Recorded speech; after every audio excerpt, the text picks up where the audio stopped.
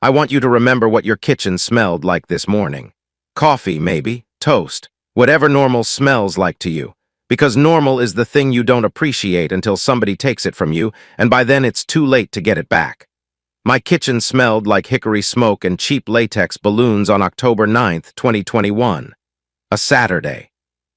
The kind of gray Philadelphia morning where the sky can't decide between drizzle and actual rain, so it does both, alternating every 10 minutes like it's trying to make up its mind about something. I'd been up since 5. Pulled pork sliders, Trevor's favorite. My boy was turning 7, and the catering quotes for the community hall near Fairmount Park came in at $18 per kid. $18 for children who would eat 2 bites, wipe their hands on their shirts, and throw the rest away. So I did what I always did. I handled it myself. The pork had been slow cooking for 6 hours in a rub I'd perfected over 3 years of trial and error. Brown sugar, smoked paprika, a little cayenne because Trevor liked things spicy but not too spicy, Dad.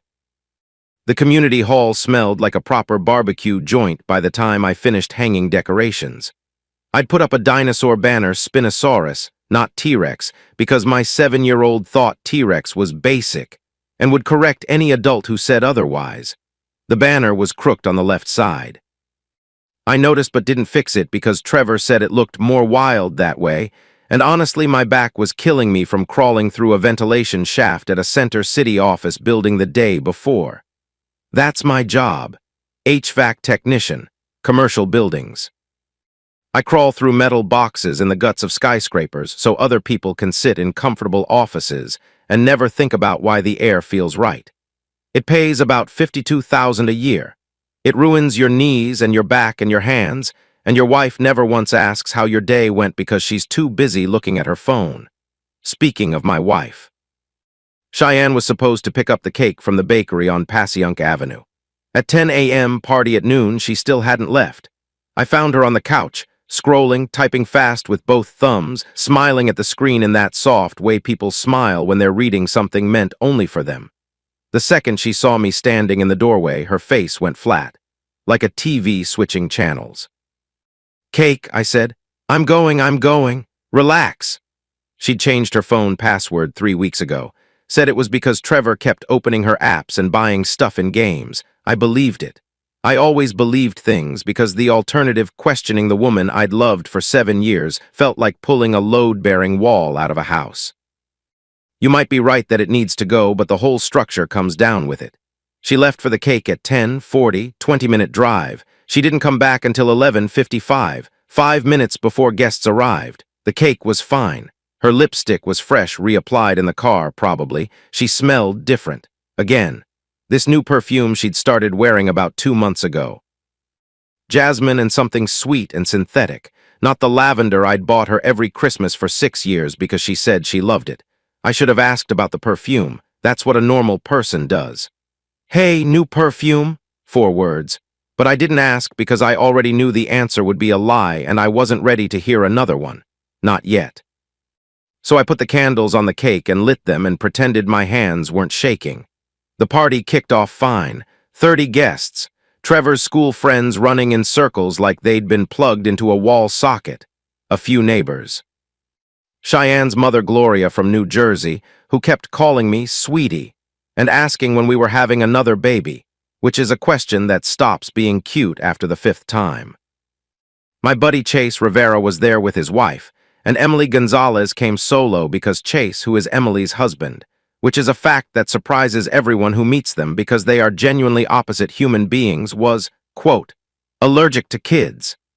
Emily hit him with a dish towel for that one. Chase hooked up his phone to the community hall's TV to play a slideshow of Trevor's baby photos. First steps, first birthday. That photo of him asleep face down in a bowl of spaghetti that gets funnier every year. Standard cute stuff. And then the TV input cycled. I still don't know exactly how it happened. Something glitched. The display jumped from Chase's phone to a cloud-connected photo stream, Cheyenne's iCloud, apparently still logged in on the hall's Apple TV from months ago. Technology is stupid sometimes, and this was one of those times. Except this time, stupid technology detonated my entire life. What showed up on the 65-inch screen in front of 30 people at my son's 7th birthday party was a 13-second video. My wife, kissing a man, outside a boba tea shop in Center City. The sign behind them read, "Couples Kiss Promo, Kiss Your Partner, 50% off." His hand was on her waist. She was leaning in. This wasn't a peck on the cheek between old friends. This was the kind of kiss that has intention behind it, purpose, want. The man was not me. The room went dead, 30 people, and you could hear the ice shifting in the cooler. You could hear the fluorescent lights buzzing overhead.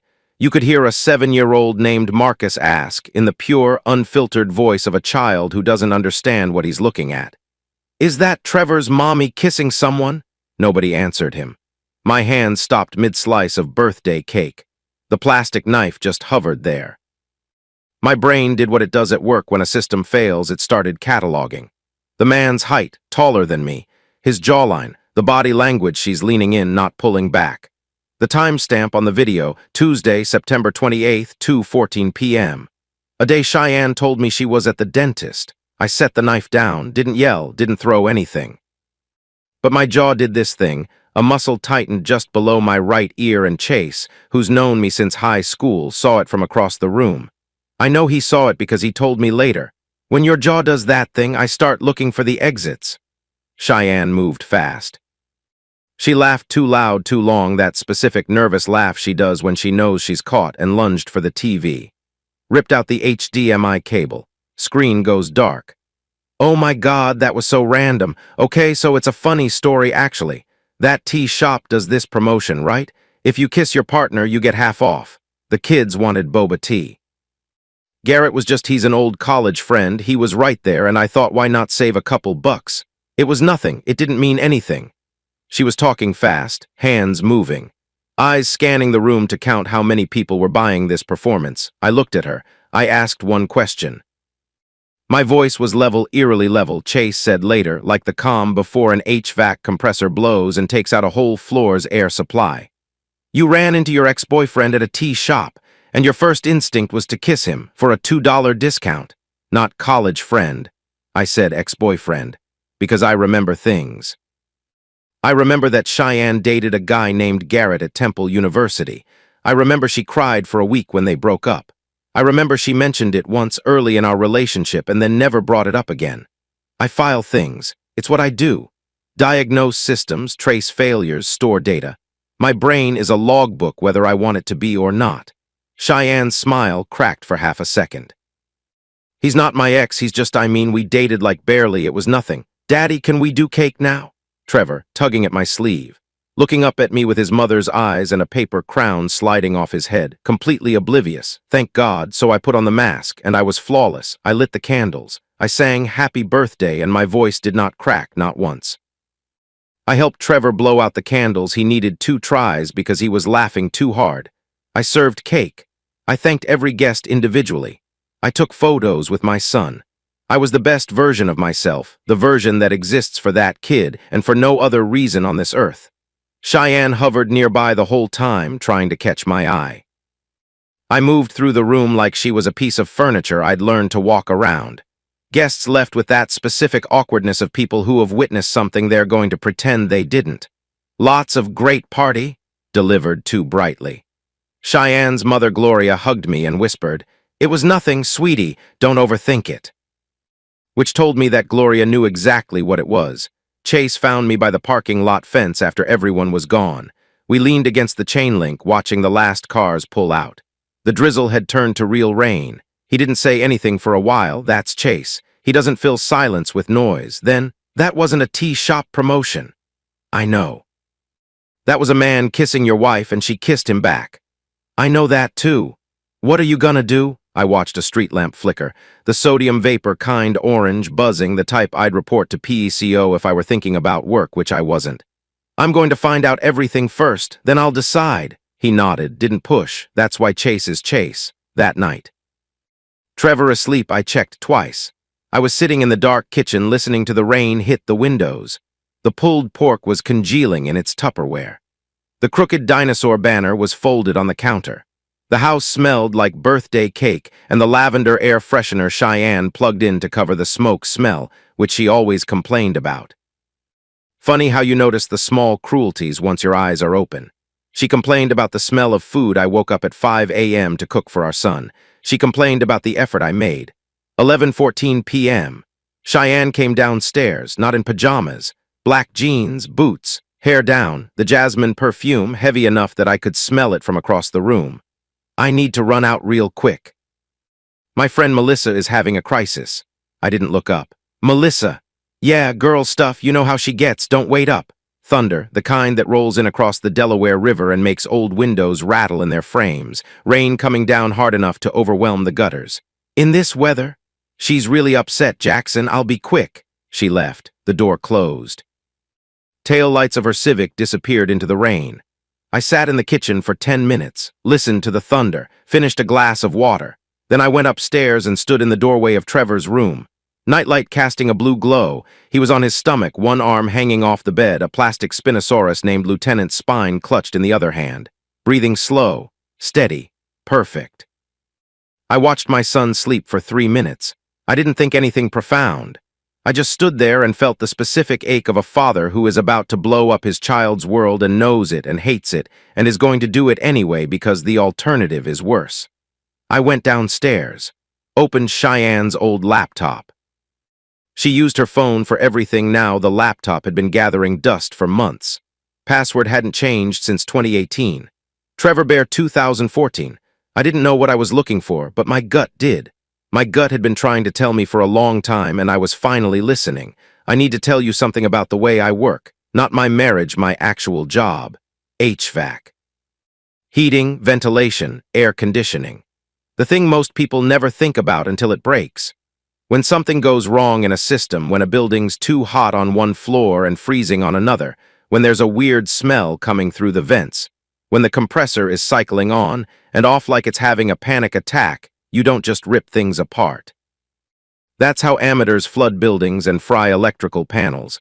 You diagnose, you trace the failure back to its source, you document, you test.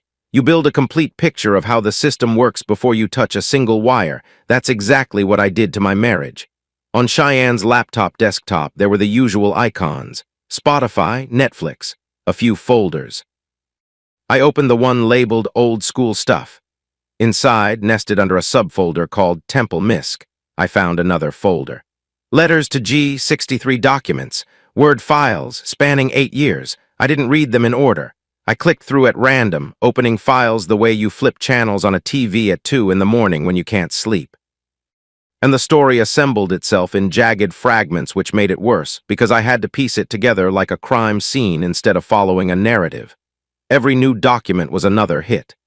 Spring 2013, Temple University. She'd met someone. I can't explain it. He just sees me, like nobody else does, like nobody else ever has. His name started with G. She never used his full name in the files. Just G. December 2013. G says after graduation we'll get a place in Fishtown. I already know what color I want the kitchen. They were planning a life together. She was 22 and designing a kitchen in her head for a man she thought she'd love forever. August 2014. He's gone, left for Seattle. I stood at 30th Street Station in the rain like an idiot from a movie, and I didn't even care how I looked because it felt like someone ripped out my entire chest cavity and took it on the train with him. G left. G was Garrett Thomas, the man from the boba shop, the man from the video. The ex-boyfriend, she said, was barely anything. March 2015. This is 2 months before our wedding. I met someone, Jackson. He's a good person, kind. He reminds me of G sometimes, the way he tilts his head when he's listening, like everything you say matters. If I can't have G, maybe I can have someone who feels close enough. Close enough. She married me because I was close enough. June 2015. The entry is dated the same day as our wedding. I got married today, but the groom wasn't you. Jackson looked handsome. He looked almost like you when the light was right, and I squinted. God, that's horrible to write. I know it's horrible. I married a man because he looks like someone else in the right lighting. And then the one that ended me. Gee, I won't love him the way I love you. I know that now. He's just your stand-in, your replacement, a warm body in the space you left behind. And I think he might be too good a person to deserve what I'm doing to him, but I'm not strong enough to stop. I read that last line 3 times. Warm body in the space you left behind. I read it until the words stopped looking like English and started looking like a verdict. I closed the laptop. Placed it back exactly where it was, angled the same way, charging cable draped in the same direction. I walked to the kitchen, poured a glass of water. My hands were steady, then they weren't. The glass shook. I set it down before I dropped it. 7 years. That number kept looping in my brain like a compressor that won't shut off. 7 years meant roughly 2,500 dinners I cooked because she couldn't figure out the timing on anything more complex than spaghetti.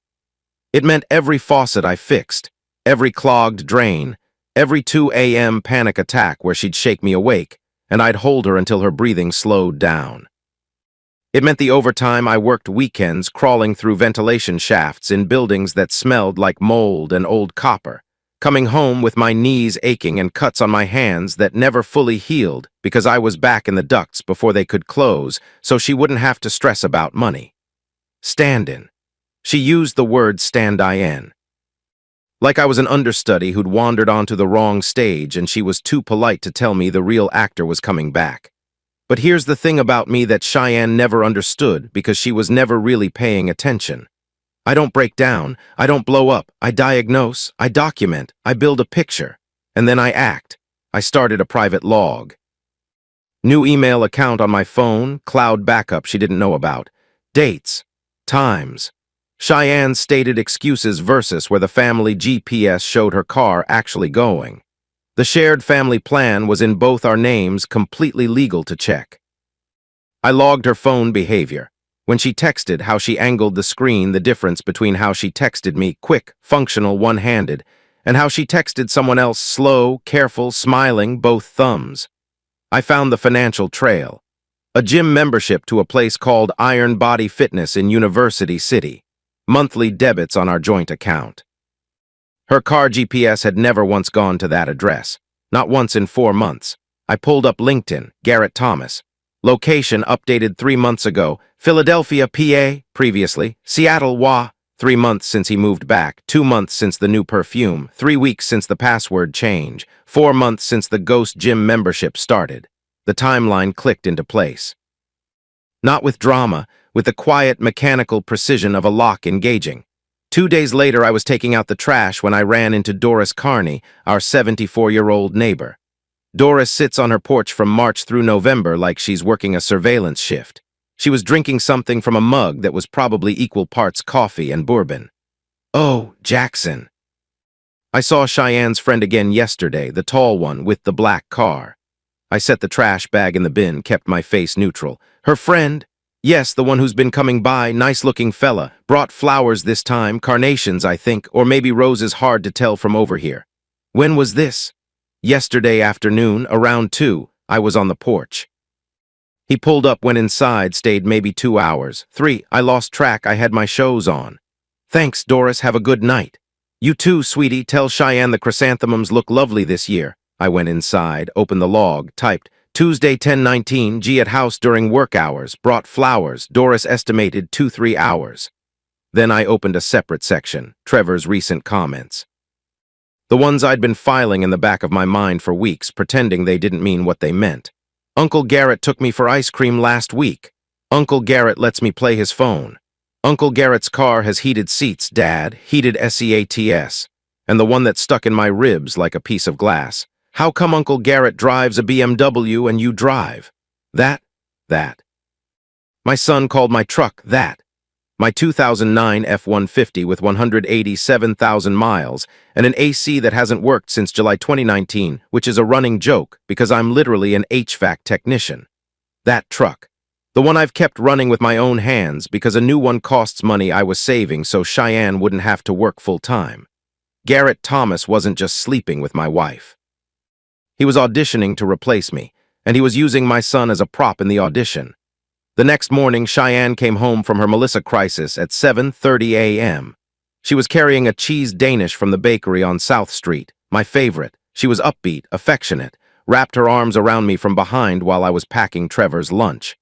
I'm sorry about the birthday thing, it was so stupid. Can we just forget about it? The physical contact was strategic. I could feel it now, the timing, the positioning, the smile already loaded before I decided how to react. She'd done this before. The small gift, the hug, the cheerful redirect. I wondered how many times I'd fallen for this exact sequence. "Where were you last night, really?" She didn't flinch. "I told you, babe, Melissa." Her boyfriend dumped her. She was a wreck. "Which Melissa? The one from yoga or the one from Trevor's school?" The tiniest pause, a micro-hesitation. If I hadn't been watching for it, I'd have missed it completely. "Yoga Melissa." I knew three things in that moment. One, there was no yoga. The gym membership was a ghost. Two, she recovered from the hesitation fast enough that she'd been tested before. She was practiced. Three, she was looking me dead in the eyes while she lied, which meant she was either a sociopath or she'd convinced herself it didn't count. I ate the pastry. I smiled. I went to work. That evening, after Trevor was asleep, I sat in my truck in the driveway, engine off. Windows fogged from the cold. The pine tree air freshener Trevor picked out at the Wawa 3 months ago, it stopped smelling like pine after 2 weeks. Now it just smelled like cardboard. I called a number I hadn't dialed in months. "Hey, Dad," Robert Wilson's voice on the other end, surprised then careful. "Jackson, been a while, you all right? I need a lawyer, family attorney."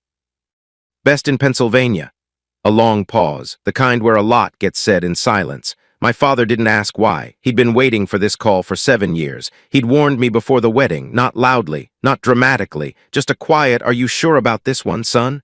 that I dismissed because I was 27 and in love, and men in love don't hear warnings. "Madison Torres, Keene, and Fisher." "Market Street, I'll have her call you in the morning." "Thanks, son, whatever this is, don't try to handle it alone." "I won't, but I need to do the first part my way." "Understood." I hung up, sat in the truck, watched the lit windows of the house through the fogged glass, the house I painted myself. The house where I replaced the water heater last February in 40-degree weather because the plumber wanted $800 I didn't have. Then I drove to the Wawa on Ridge Avenue. Got a classic Italian hoagie, extra peppers, and a large coffee that tasted like it was brewed during the Obama administration. I sat in the parking lot and opened the Notes app on my phone and started writing a plan. The plan didn't have a title. It didn't need one. It was just a list of things I needed to do in order to dismantle my marriage and rebuild my life without her in it. I ate the hoagie.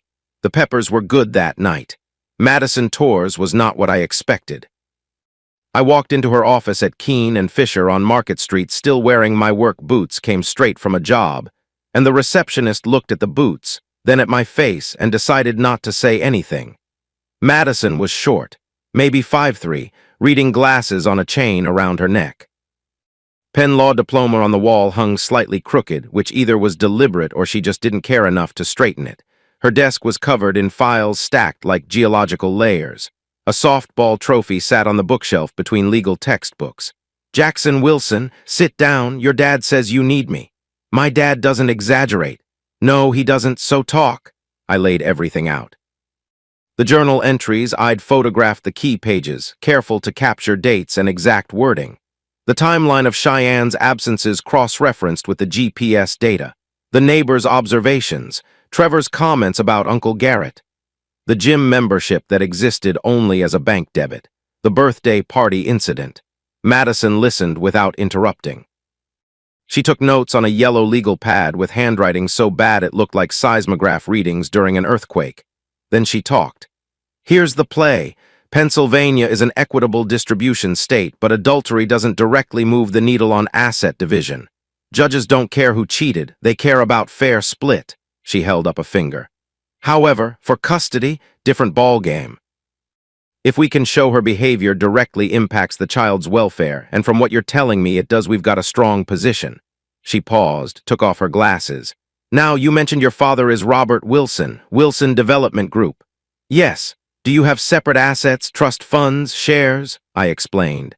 The trust fund established when I was 18. The shares in Wilson Development Group, one of the largest real estate companies in Philadelphia. The family estate in Gladwine, everything held in family trusts and premarital accounts. Nothing commingled, nothing in Cheyenne's name. Cheyenne didn't know any of it existed. Madison stared at me for a good 5 seconds. "She doesn't know." "No. You've been married 7 years and she has no idea you're worth how much exactly." I never told her. I wanted to be loved for who I am, not what I have. That's romantic and stupid, but also legally brilliant because she can't claim equitable distribution on assets she didn't know about and that were never commingled. She put her glasses back on. Here's what we do. You keep documenting, don't confront, don't tip the hand. We build this until it's a brick wall she can't climb over, then we drop it on her. What about Trevor? Madison looked me straight in the eyes. That's where we win this. You're the primary caretaker. 7 years of cooking, cleaning, school pickups, doctor visits, homework. That's all documented. That's all evidence. Her absences, the boyfriend's interference with the child, the grooming, it all goes in the file. By the time we get to a judge, the question won't be, should the father get custody? It'll be, why would we even consider giving it to anyone else? I nodded. One more thing, I don't want to destroy her. I just want my son and a clean break. She studied me. We'll see if she lets it be that clean. In my experience, it usually isn't. Over the next 2 weeks, I became a ghost. I adjusted my work schedule, short days on Tuesdays and Thursdays, told my supervisor I had appointments. I came home at odd hours. 1 p.m., 3:30 p.m. Sometimes I didn't go inside. I just sat in the truck and documented. The burner phone I found by accident. My work van broke down on a Thursday and I borrowed Cheyenne's Civic. Her gym bag was in the trunk. I moved it to the back seat and it tipped over. A cheap Samsung tumbled out, prepaid, no case, screen cracked in one corner, not the iPhone she carried everywhere. I didn't touch it. Madison was clear. Accessing someone's private device without consent could tank the whole case. But I photographed it right where it lay, nestled in the gym bag next to a membership card for Iron Body Fitness that had never been swiped. I put the bag back exactly as it was. Emily Gonzalez cornered me at lunch that week. We were on the roof of a Center City office building eating sandwiches, the kind of lunch break where you can see the Ben Franklin Bridge, and Emily said it looked like God's orthodontic retainer. You're different, she said. How? Quieter, more focused. You look like a man building a case. I looked at her. Emily had met Cheyenne once at a work Christmas party 4 years ago. Her review afterward, she seems nice, like aggressively nice, the kind of nice that makes you check your wallet. That's exactly what I'm doing, I said. She nodded, took a bite of her sandwich, chewed. Then make it airtight, don't give her a goddamn inch. Saturday, Clark Park Playground. I was pushing Trevor on the swings. It was cold. I was wearing my work jacket because my other coat had a broken zipper. I hadn't fixed an HVAC tech who could fix any system in any building in Philadelphia, defeated by a zipper. The irony was not lost on me. Trevor, mid-swing, legs pumping. Dad, Uncle Garrett says when he and Mommy get married, he's gonna get me a PS5. My hands froze on the chains. When he and Mommy get married? Yeah. He said you and Mommy aren't really married anymore. He said you're just roommates, like you share a house, like in college. I pulled the swing to a stop.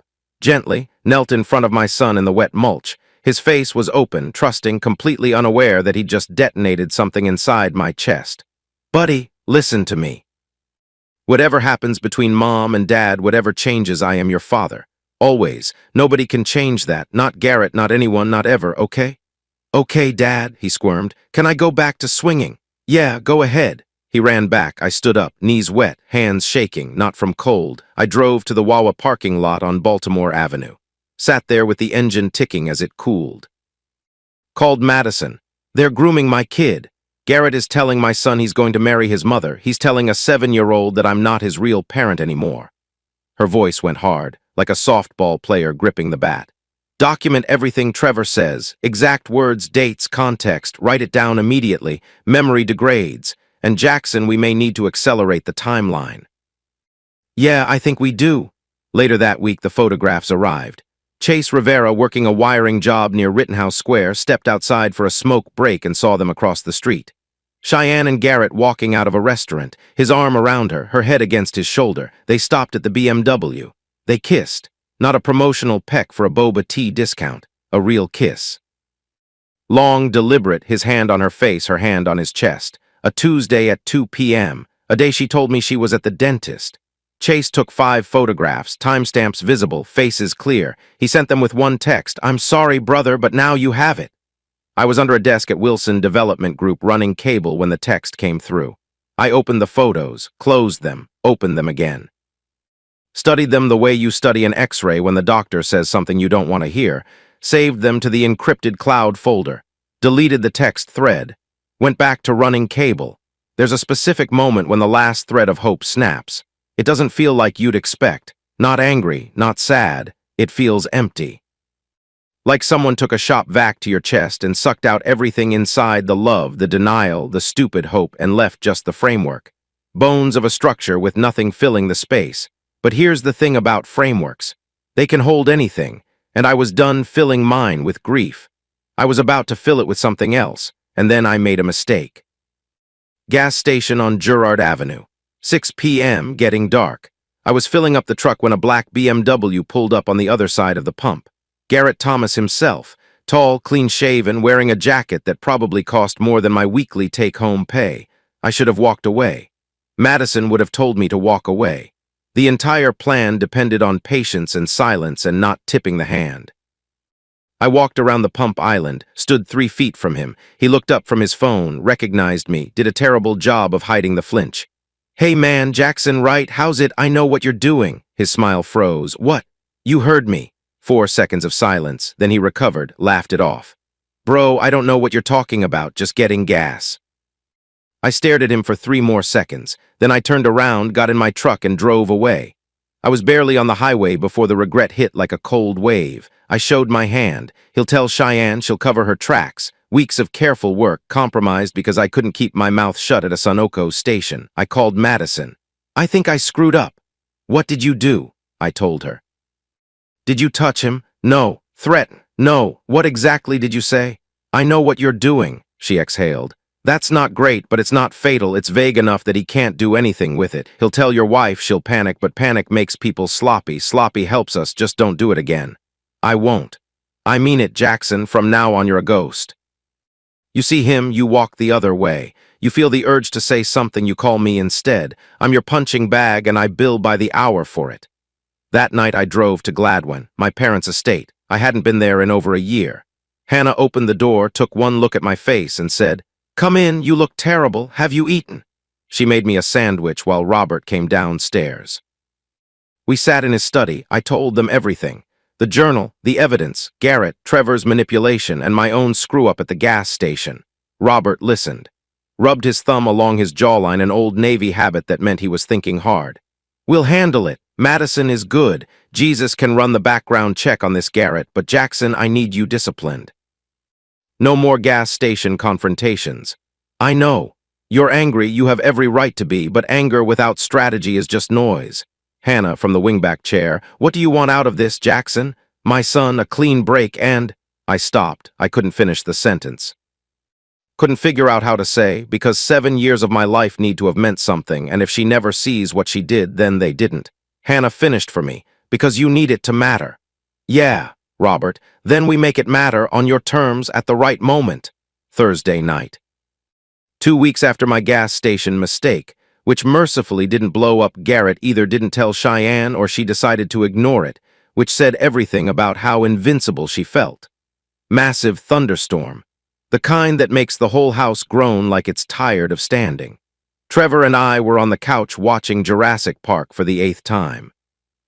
He was narrating over the movie because that's what 7-year-old dinosaur experts do. "That's not even accurate, Dad. Velociraptors were way smaller in real life, like turkey-sized." "You're 7, how do you know this?" "YouTube."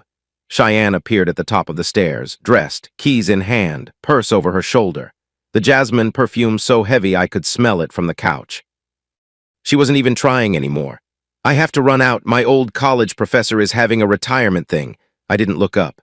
"A retirement party on a Thursday night in a thunderstorm. It's a small thing, just drinks." She left, door closed. Thunder cracked hard enough to make the windows rattle. Trevor jumped and grabbed my arm. "Just thunder, buddy." "I know." "But it's loud thunder." My phone buzzed, GPS notification. Cheyenne's car heading north on Broad Street, toward Temple, toward the apartment on Diamond Street where Garrett Thomas paid late rent. An hour later, the car stopped, stayed there. I read Trevor 2 chapters about Spinosaurus discoveries in Morocco. He asked 17 questions. I answered them all, some correctly and some by making things up, and he caught me about half the time.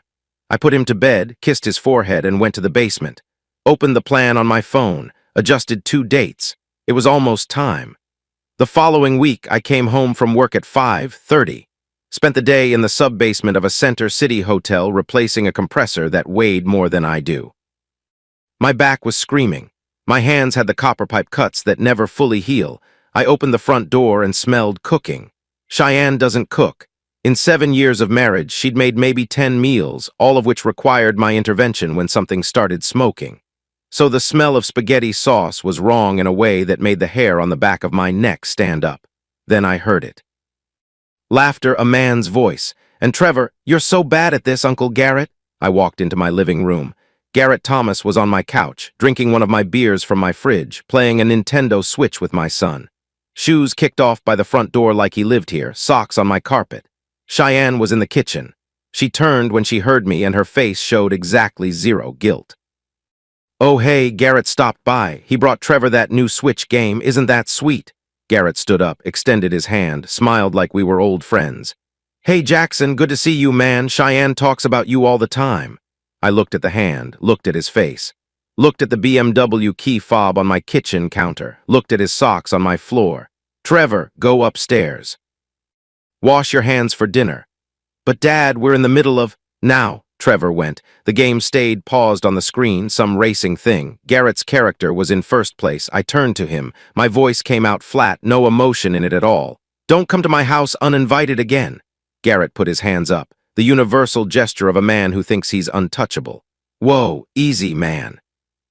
I'm just hanging out. We're all adults here. Cheyenne from the kitchen. Jackson, don't be like this. He was just being nice to Trevor. I looked at her, looked at him. Nice, I said. Right. Then I went upstairs without another word. Over the next 2 weeks, Trevor turned on me, not all at once.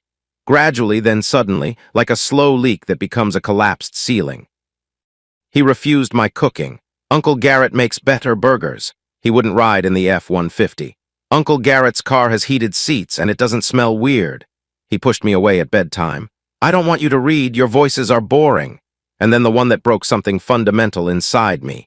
Dinner, kitchen table, spaghetti, Cheyenne's one dish. Trevor, between bites, looking straight at me. I wish Uncle Garrett was my dad instead of you. I stopped chewing, set my fork down. Cheyenne kept eating, took a bite, chewed. Trevor, eat your vegetables. That was her response. Her 7-year-old just told his father he wanted a different one and she told the kid to eat his vegetables. Did you hear what he just said? He's 7, Jackson. Kids say stuff. Kids repeat stuff. Who is he repeating? She didn't answer, changed the subject to the school fundraiser. Trevor, emboldened. Uncle Garrett says you don't deserve to be my dad. The room went cold. I could hear the fridge humming. The clock on the wall, the one I installed when we moved in, the one that runs 2 minutes fast and I've never fixed. I looked at my son. This kid I taught to ride a bike. This kid whose nightmares I absorbed at 3 a.m. by climbing into his tiny bed and holding him until the shaking stopped. This kid who once fell asleep on my chest at age 4 and murmured, "You're my best friend, Daddy." Trevor, I am your father. Nobody gets to change that. And here's where I made my second mistake. I said it too loud. Not shouting, but sharp, harder than I intended. The anger leaked through a crack I thought I'd sealed, and Trevor caught the blast. He flinched, eyes wide and wet. Fork clattered on the plate. You're yelling at me. I'm not Trevor, I wasn't. You're mean. Uncle Garrett never yells. He pushed back from the table and ran, feet pounding up the stairs, door slamming. Cheyenne gave me a look. Disappointed, vindicated, like this proved something. See, this is why he doesn't like being around you. I said nothing, because what could I say? She was wrong, but I'd also just scared my kid. I let the anger out and my son caught it. I went upstairs 20 minutes later, knocked on his door. Go away. I'm sorry I raised my voice. That was wrong. Silence. I love you, buddy. Good night. I stood outside that door for 2 minutes. Then I went to the garage, sat on the cold concrete floor next to the toolbox.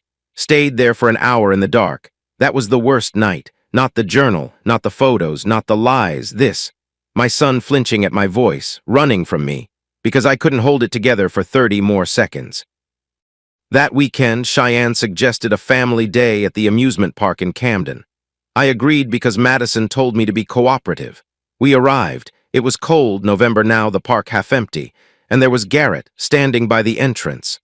Oh wow, what a coincidence. I bought all 4 tickets without a word. At the Ferris wheel, Trevor wanted to ride with Mommy and Uncle Garrett, not Dad. I stood on the platform holding a half-eaten cotton candy, watching the gondola rise with my wife, my son, and the man who had colonized every corner of my life. 3.5 minutes. I counted the seconds because counting kept me from thinking about what was happening inside that gondola. When they came down, Cheyenne's lipstick was smudged. She said the ride was bumpy. Garrett smirked. Just slightly, just enough.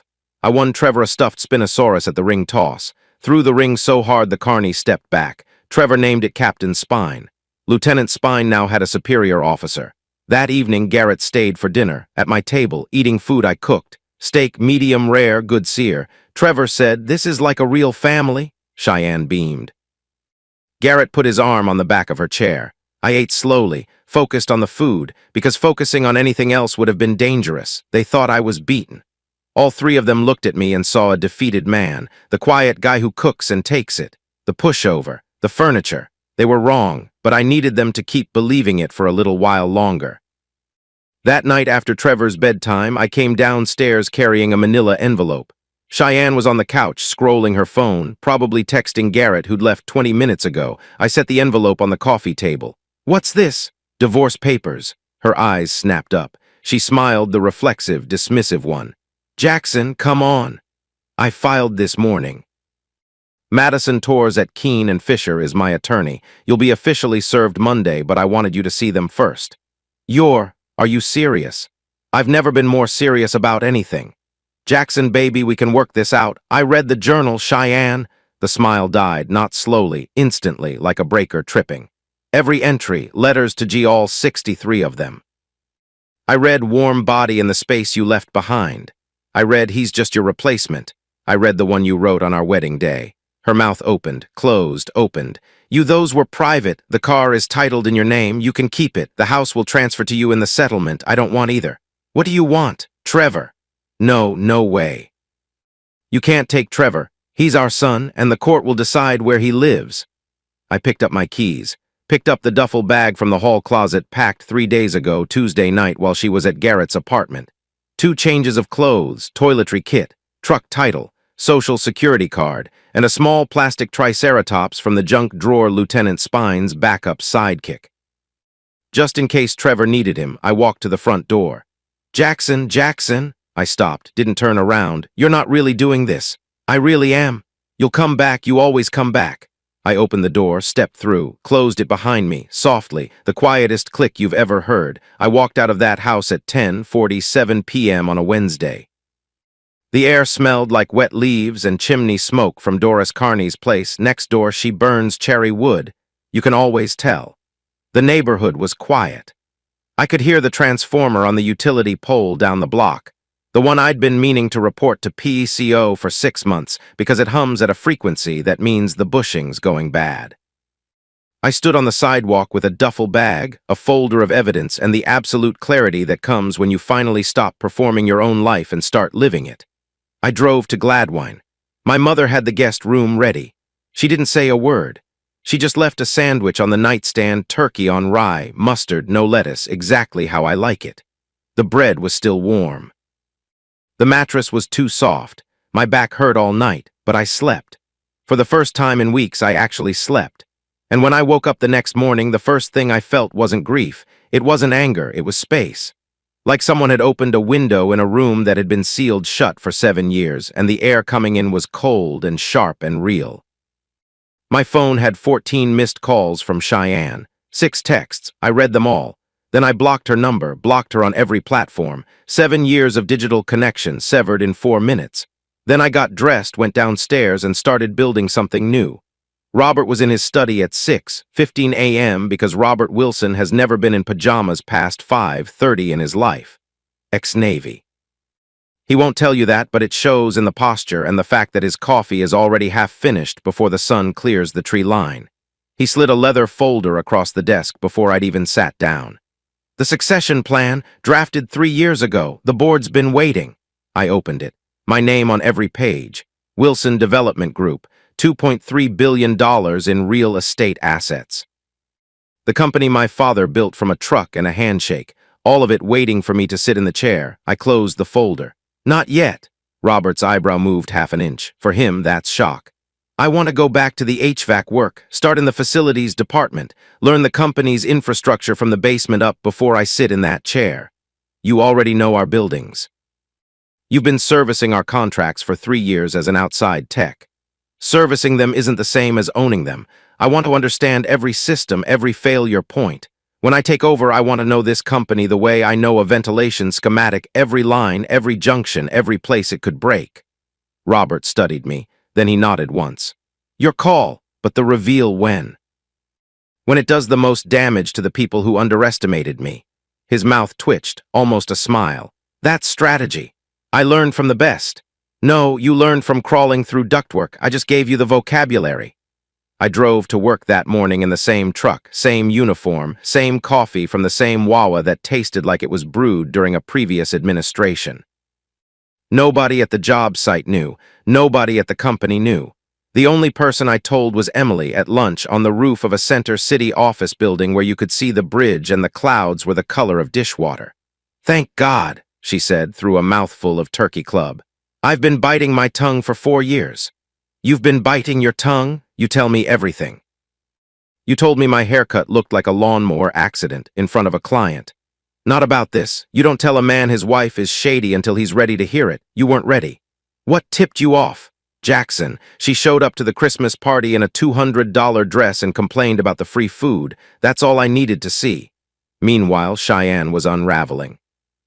She spent the first week in full denial, told her mother Gloria it was Jackson being dramatic. Sent yellow roses to my job site, the impersonal flower choice of someone who doesn't know what her husband actually likes. I don't like any flowers. She'd know that if she'd paid attention once in 7 years. I refused delivery. She tracked my work van to the Wilson Development parking garage and showed up at the service entrance. Emily met her at the door. Jackson's in a restricted zone, can't come out. Can you just tell him I want to talk, please? I'll pass the message. Emily did not pass the message, and Garrett moved right in. Not officially, but Doris reported through Chase that the black BMW was there every morning by 6. He started taking Trevor to school, showed up at Trevor's parent-teacher conference, introduced himself as a family friend, and told the teacher he'd be the primary contact going forward. The teacher flagged it for the school counselor. Another brick in our wall. 2 weeks after I left, I got a call from Jefferson Hospital. Trevor had burned his hand on a hot mug of tea. Minor 2nd degree, small area, but it happened on Cheyenne's watch while she was on the phone. With Garrett, I assumed. The school called me as the emergency contact. I drove to the ER doing 10 over the speed limit and hating every red light in Philadelphia. The nurse who treated Trevor came out to the waiting area. Young woman, confident stride, chop lanyard around her neck. Mr. Wilson, Trevor's all set. 2nd degree minor, keep it clean, change the bandage twice a day. She stopped, looked at me, really looked. And I watched something cross her face, recognition, surprise, and then a careful, deliberate composure. Jackson Wilson. Cassandra Anderson. The last time I'd seen her was 10 years ago outside the library at Temple University. She'd been wearing an oversized hoodie and fidgeting with the drawstrings, and she'd said, I know this is random, but I like you. Would you want to get coffee sometime? I'd turned her down. Gently. I was already with Cheyenne. Now she was standing in front of me in scrubs, stethoscope around her neck, and she looked like someone who'd spent a decade becoming exactly who she was supposed to be. No hoodie, no nervous fidgeting, just steady eyes and competent hands. Cassie, you're here. Pediatric nurse, moved back from Boston 6 months ago. She held out her card, professional, in case he needs follow-up. Burns can scar if they're not managed right. Her hand shook when she handed it to me, just slightly. And I, whose brain had been rewired by weeks of surveillance to detect every microsignal in a room, caught it. I didn't call her, not for 2 weeks. I had too much going on. But my mother ran into Frank Anderson, Cassandra's father, at a charity event and came home with a very specific expression on her face. Frank's daughter is a nurse at CHOP. Lovely girl, single apparently. Mom. What? I'm making conversation. Is that illegal now? I should tell you about the night I almost broke. 11 days after I left the house. 2:14 a.m. I was sitting in the dark kitchen at Gladwine and I picked up my phone and unblocked Cheyenne's number. Not to call her, Just two? I don't know. See if she'd texted. See if there was some message that would undo everything. Some explanation that would make the journal entries not real and the photographs not real and the 7 years not wasted.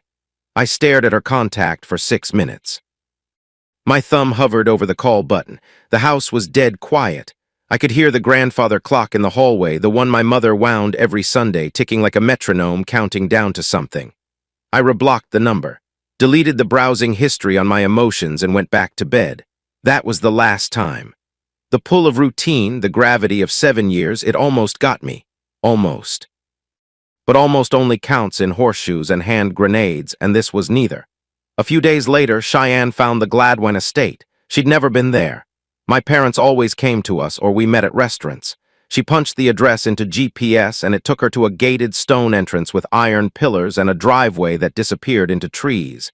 Jesus Ramirez met her at the intercom. 6'2". Shaved head, Wilson Development Polo, the kind of calm that communicates absolute authority without raising a single decibel. Can I help you, ma'am? I'm here to see Jackson Wilson. I'm his wife. Mr. Wilson is unavailable at this time. Would you like to leave a message? Mr. Wilson, since when does he? What is this place? This is the Wilson family residence, ma'am. She stared through the gates, the stone pillars, the circular driveway, a house visible in the distance, the kind of house that has wings instead of extra bedrooms. Family residence? Jackson's family lives in a row house in Jersey. Those would be your family, ma'am. Is there anything else? She stood there for 5 minutes, then drove home, slowly. Her brain doing something it wasn't used to, reassessing every assumption she'd made about the man she married. The HVAC tech, the packed lunches, the used truck, the 3 rotating flannels. What don't I know about this man? Everything, Cheyenne, everything. I started at Wilson Development Group the following Monday. Facilities department, entry level. My old HVAC company had serviced their buildings on contract for years. I'd been in and out of these systems as an outside tech. Now I was inside. A new hire named Wilson. Common enough last name in Philadelphia. Nobody connected the dots. 3 days in, I solved a ventilation flow problem that had stumped 3 senior engineers for 2 months. Temperature inconsistencies across 12 floors, complaints piling up, tenants threatening to break leases. The engineers were looking at the main chiller plant. Wrong place. I traced it to an intermittent damper actuator failure in the air handling unit on the 7th floor, a $300 part causing a $250,000 problem. Diagnosed it, replaced it, rebalanced the entire system in 72 hours. The operations director, filled 20 years at the company, stared at the performance report. Who the hell is this guy? Word reached Robert. The board noticed. My coworkers started calling me the Dark Horse. Emily, who'd followed me to Wilson Development after I got her an interview, found this deeply entertaining. They literally have no idea. That's the point. How long are you gonna keep this up? Until the right moment. Which is when? You'll know. Everyone will. Madison's office had more timelines on the whiteboard than a CIA situation room. Red markers, blue markers, sticky notes, arrows connecting dates to events to witness names. She stood in front of it like a coach breaking down game film. Custody in PA comes down to 3 things: stability, involvement, and fitness. She tapped each word on the board. You've got stability, job, family support, resources that frankly make this a layup. You've got involvement, and here's where we crush it, Jackson. 7 years of documentation, school pickups, doctor visits, meal prep, homework, all you. And fitness? That's where it gets delicate. We're not calling her a bad mother. We're showing a pattern of poor judgment, the boyfriend's access to the child, the coaching, the negligence like the burn incident. If something bigger happens, she paused. I'm not wishing for it, but I'm preparing for it. You think something will? Someone who leaves a child unsupervised repeatedly will eventually have an incident. Statistics don't lie, neither do negligent people. She sat down, crossed her arms.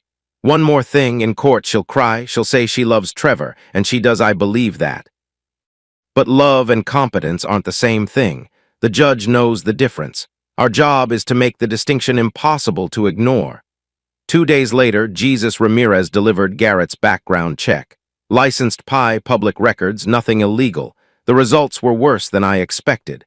Garrett Thomas, terminated from Pacific Northwest Logistics in Seattle for skimming petty cash. Not big money, about $4,000 over 2 years, but enough to get fired with cause. $37,000 in credit card debt across 6 cards, 3 past due. The BMW was a 36-month lease, currently 3 months behind, flagged for repossession. His apartment near Temple was month to month with 2 late notices. And here's the thing that made me laugh, not a happy laugh, the kind that comes out when reality is so absurd your body doesn't know what else to do. His LinkedIn said Senior Director, Supply Chain Operations. His actual title at his last job, Logistics Coordinator II, 1 notch above entry level. The man was cosplaying a career. I read the report at the kitchen table. My mother was nearby, arranging hydrangeas. He's not even good at being a fraud. Hannah, not looking up from the flowers. Most frauds aren't. That's why they need kind people to believe them. Madison's take when I called her. This is gold. He's positioning himself as a stable father figure and he can't pay his own rent.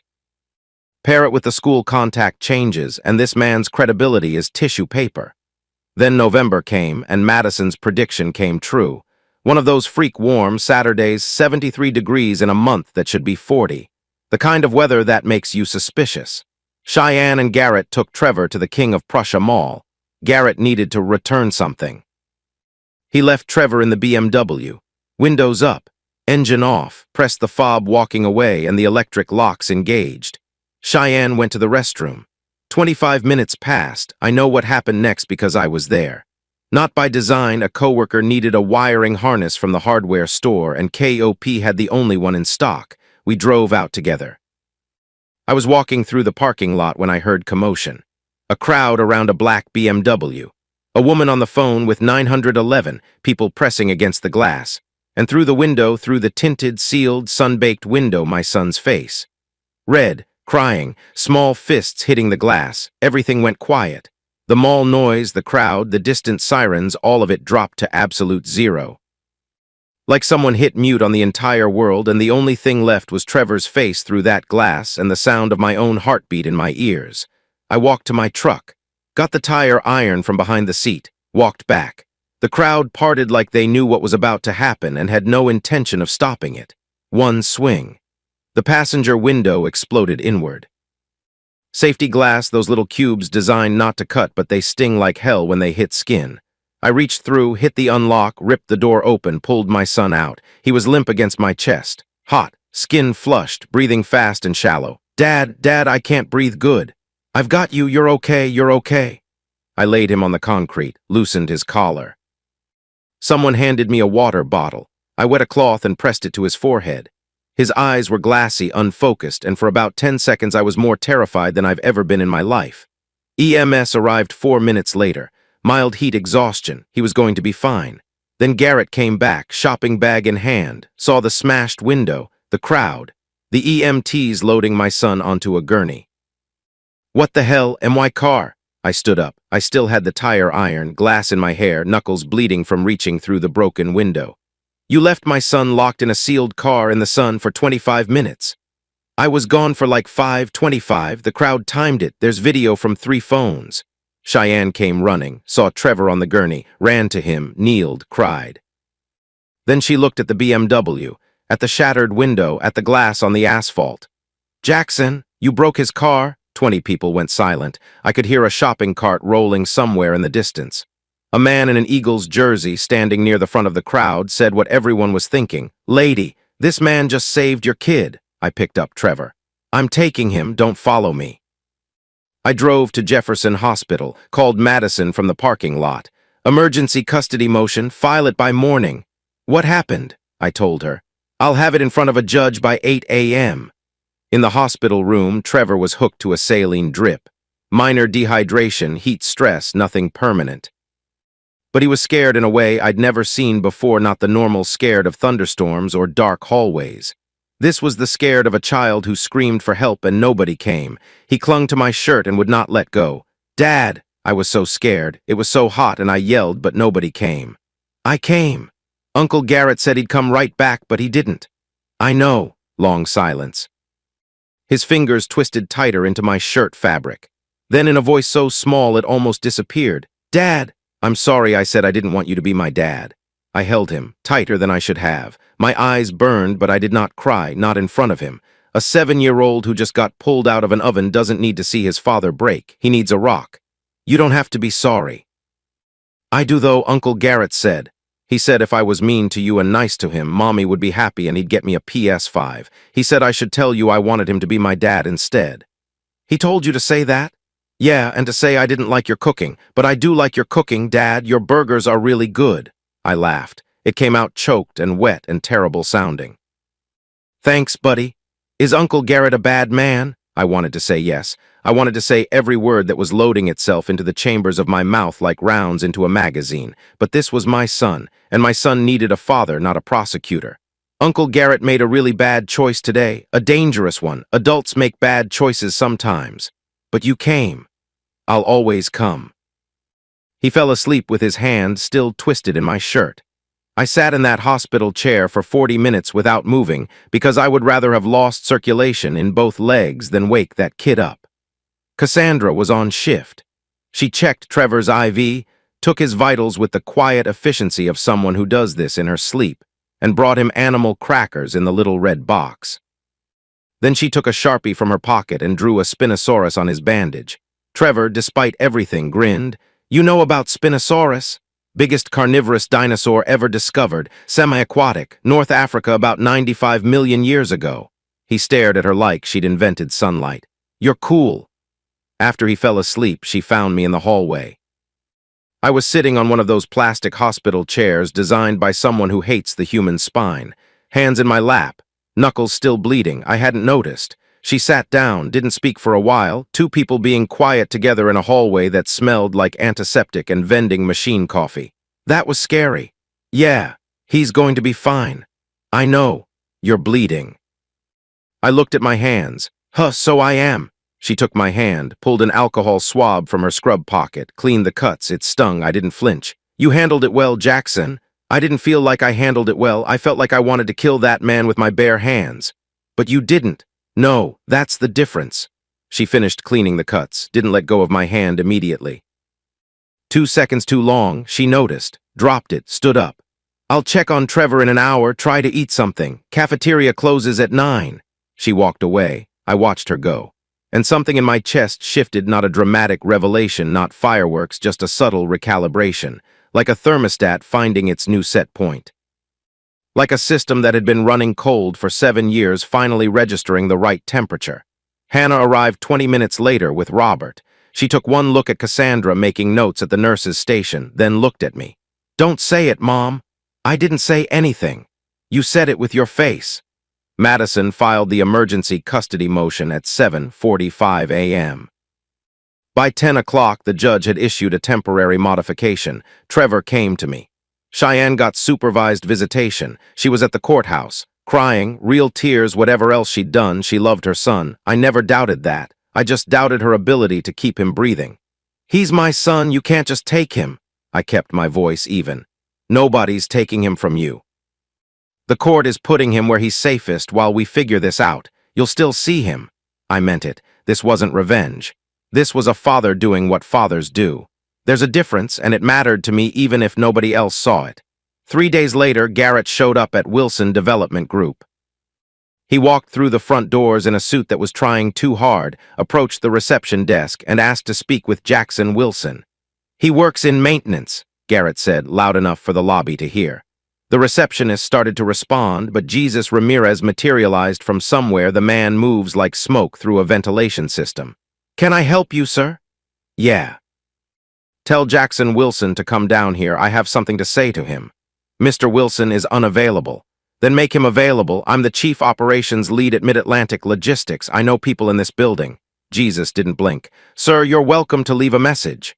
A message? Garrett's face went red. He leaned over the desk. Do you know who I am? Jesus tilted his head. The smallest movement, the most devastating silence. Then, yes, sir, I do. Would you like security to escort you out, or can you find the door yourself? Garrett lost it. Shouted toward the elevators. Wilson, you think you can hide behind a desk? You're nothing, a furnace guy in a hard hat. You can't touch me. I watched from the second-floor mezzanine. Emily was next to me, arms crossed, eating a granola bar. Want me to go down there? No, I could accidentally spill coffee on him. Emily, hot coffee, just saying. Two security guards escorted Garrett out. They looked bored doing it. Garrett was still shouting when the glass doors closed behind him. Emily, chewing, when are you gonna tell these people who you are? Dad's birthday. 3 weeks, can I be there when it happens? Front row. I'm gonna need popcorn. A week later, Cheyenne asked to meet at the old house. Madison advised against it. I went anyway, but I called Chase first. Park across the street, don't come in unless I text you. The house already felt like someone else's. Garrett's shoes by the door, his deodorant in the bathroom. A BMW key fob on the kitchen counter like a territorial marker. Cheyenne was wearing the jasmine perfume. I wondered if she even remembered what lavender smelled like. She tried tears first. Why are you doing this to our family? She tried bargaining. I'll cut Garrett off, right now. Watch. She held up her phone, performed the deletion of his contact with the theatrical conviction of a woman who has a burner phone in her gym bag. She tried anger.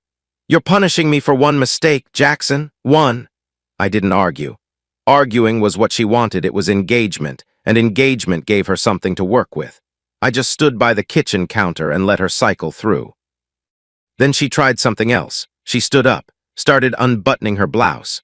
Slowly, looking at me the way she used to look at me before everything went wrong, or what I thought was before everything went wrong, before I understood that wrong started on our wedding day.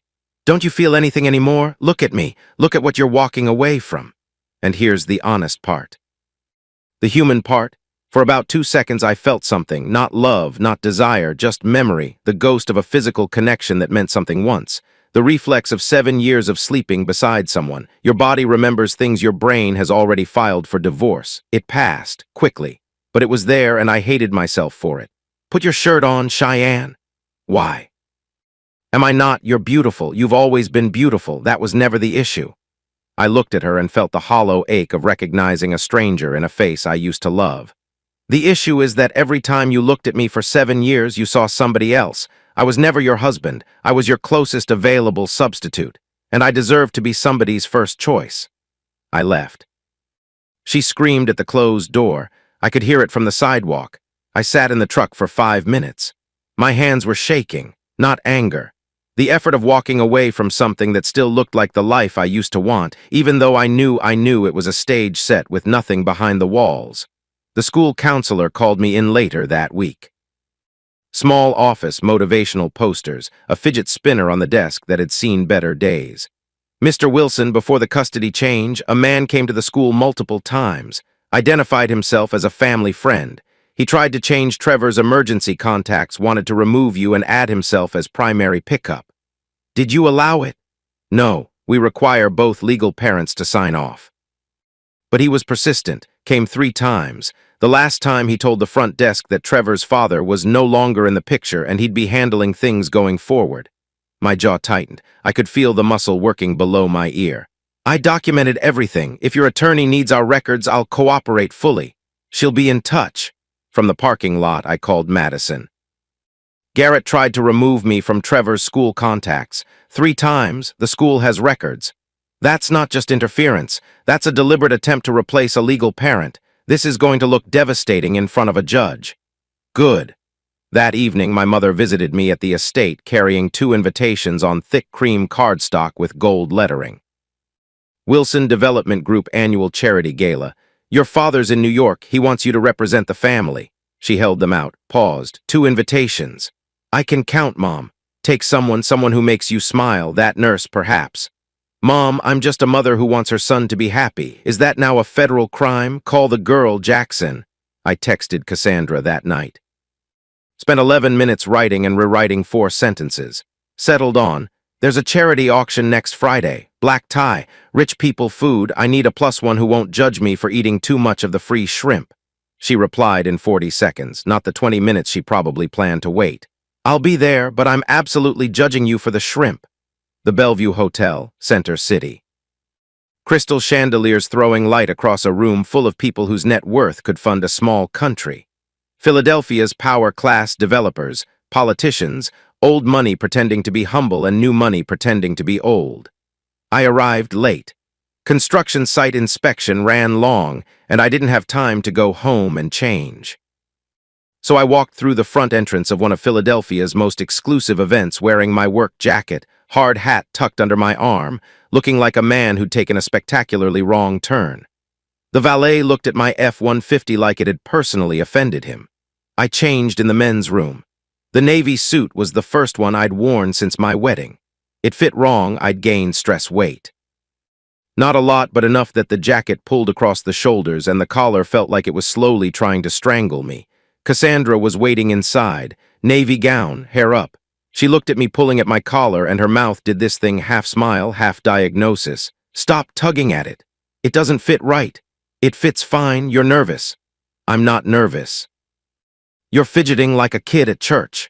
I stopped fidgeting. She was right. She was usually right, which was irritating in a way I was starting to enjoy. Garrett and Cheyenne arrived 20 minutes later, together. He was in a rented tuxedo, I could tell, because the pants were half an inch too short, and rented tuxedos always look like they're apologizing for not being better.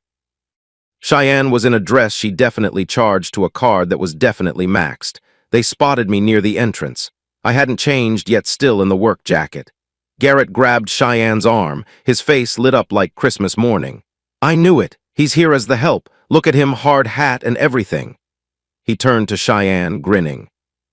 Someone point this man to the maintenance closet. Cheyenne, embarrassed but pulled by his gravity.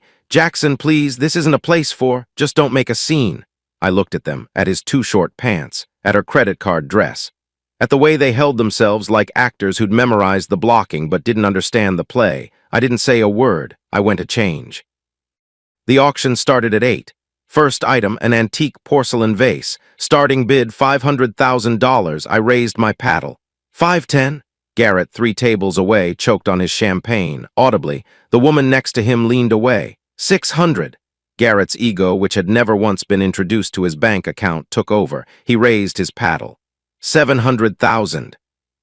He was bidding from his company's corporate account. He was not authorized to do this. The room watched. The bidding climbed. 900,000, 1 million. I kept my face blank. I was diagnosing another system this time, Garrett's architecture, looking for the failure point, the place where the pressure would exceed the structure's capacity.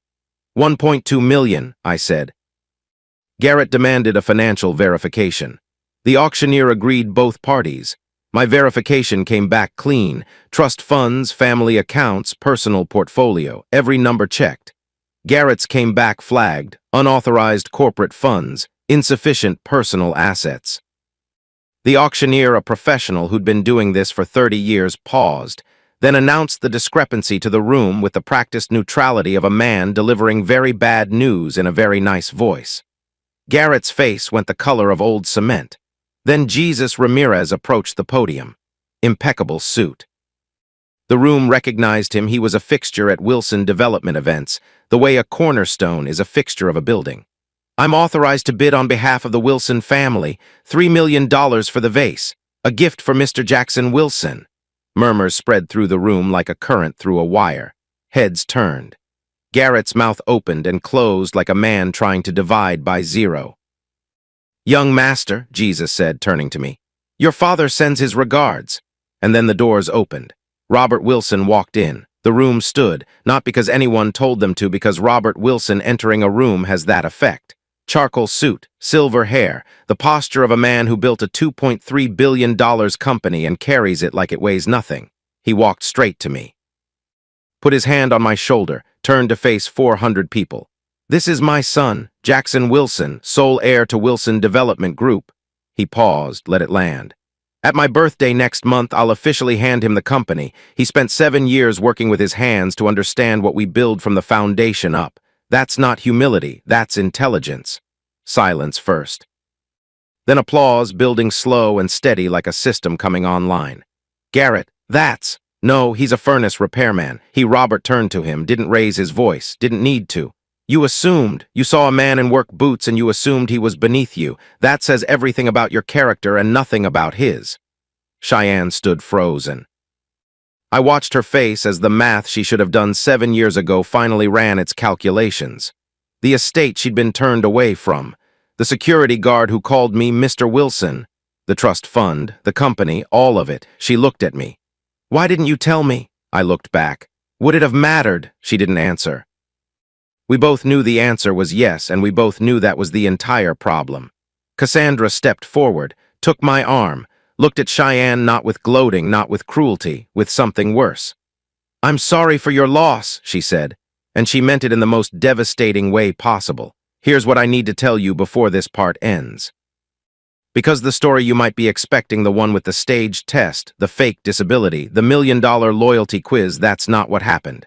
Real life doesn't work that way. Real life is quieter, and the proof comes when you're not looking for it. 2 weeks before the gala, I fell through a weakened floor panel at a construction site. Twisted my knee badly, torn meniscus. Surgery. 6 weeks on crutches. Madison contacted both women as a procedural matter. My medical status affected custody logistics. Cheyenne's response came through Madison as a forwarded text. "Is he going to be able to work? Because if he can't work, he can't support Trevor, and maybe Trevor should come back to me." That was her first thought, not "is he okay?" Whether a broken knee could be leveraged to get her son back. Cassandra showed up at the Gladwin estate the morning after my surgery.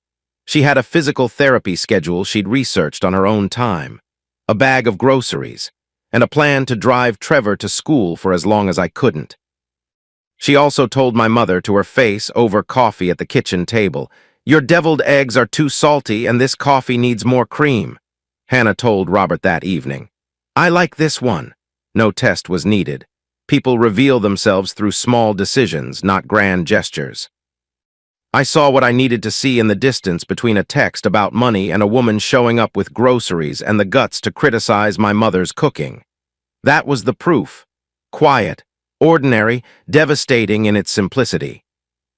And standing in that ballroom with Cassandra's hand on my arm and 400 people who now knew exactly who I was, I understood something I'd been too deep in the wreckage to see. I wasn't rebuilding. I was building, for the first time, from scratch, on solid ground. The machinery was almost complete. All that was left was the reckoning. December in Philadelphia. The kind of cold that finds the gaps in your coat and sets up camp there. The Gladwin estate was lit with 10,000 string lights threaded through the bare oaks and along the stone walls, turning the old house into something that looked like it belonged on a Christmas card sent by people who own multiple houses. 400 guests under a heated tent on the south lawn. Catered by Vetri, the kind of food where each plate looks like a small painting and costs roughly what I used to spend on a week of groceries.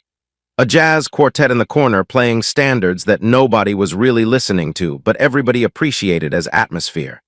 Champagne that tasted like money. Wine that tasted like older money. I hosted. Cassandra was beside me, not a date anymore. Something we still hadn't named because naming it felt like jinxing it. And I'd had enough jinxed things in my life. She was wearing a dark green dress and had her hair up, and every time I looked at her, I had to remind myself to also look at the 400 other people who were here to celebrate my father's 65th birthday. Trevor was somewhere in the crowd in a tiny bow tie and a dinosaur pin on his lapel, lecturing anyone who'd stand still long enough about how Spinosaurus was semi-aquatic and hunted fish in prehistoric river systems. A state senator was nodding politely while Trevor explained the claw structure. The senator's wife was actually taking notes. My father took the microphone at 8:15. The tent went quiet. Robert Wilson doesn't ask for silence, he generates it by existing. "I'm not a man who gives long speeches, so here's a short one." He paused, looked at me across the room. 50 years ago, I started this company with a truck and a loan. Tonight, I'm handing it to my son." The tent was still. He spent 7 years working with his hands to understand what we build from the foundation up. That's not humility, that's intelligence. He raised his glass. "Jackson, it's yours." Standing ovation, 400 people on their feet. I stood there holding a champagne glass I hadn't sipped from and felt something I wasn't expecting, not triumph, not vindication, just the weight of it. The weight of becoming the thing I'd been born to be but had spent a decade running from. Cassandra squeezed my arm. "Breathe." "I am breathing." "You're not, you're holding your breath. I'm a nurse, I can tell." I breathed. And then Garrett Thomas walked into the tent. He was wearing a suit that fit better than the rented tuxedo from the gala, probably borrowed, knowing his credit situation. He had a gift box under one arm and Cheyenne on the other. She was in a dress I'd never seen before, The kind of dress that screams, "I can't afford this, but I need you to think I can."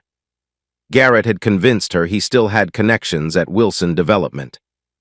That his logistics company, the Thomas Logistics Group, a name that existed on a business card and nowhere else, would be selected for the $500 million partnership deal. He believed this because Garrett Thomas had the specific talent of believing his own lies so thoroughly that they temporarily became load-bearing walls in his reality. The problem with load-bearing lies is that they eventually collapse, and when they do, they take the whole structure with them. He approached my father, gift box extended, smile wide. The tent was loud enough that most people didn't notice, but some did. "Chairman Wilson, happy birthday. On behalf of the Thomas Logistics Group," my father looked at the gift box, then at Garrett. "The way you look at something on the bottom of your shoe, he didn't take it. I know exactly who you are, Mr. Thomas." The conversations nearest to them died, then the ones a little farther away, then the whole tent, like dominoes falling in silence instead of sound. "You're the man who slept with my son's wife." Robert's voice was level, not loud. He didn't need loud. "Who coached my grandson to reject his father, who left a 7-year-old locked in a car on a hot day." Garrett's smile was still on his face, but the muscles behind it had stopped working. It was just frozen there, like a mask someone forgot to take off. "I won't take your gift. I won't take your partnership. And I'll tell you plainly, any company that associates with you will find Wilson Development's door closed. Permanently. 400 people, every one of them looking at Garrett Thomas. He did what people do when the floor disappears. He looked for someone to save him. Scanned the room, found no one. His eyes landed on Cheyenne. "Say something." Cheyenne was staring at the floor. At her shoes, at the 6 inches of carpet in front of her feet. She didn't look up. Garrett turned back to my father, opened his mouth, closed it, opened it again. Nothing came out. He set the gift box on the nearest table and walked to the exit.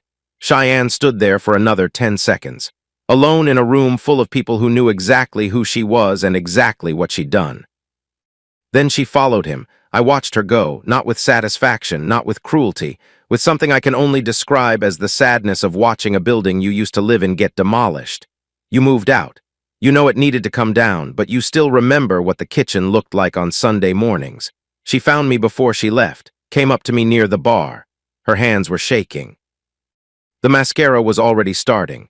"Jackson, I made a mistake, the biggest one of my life. He meant nothing. You're the one I don't, Cheyenne.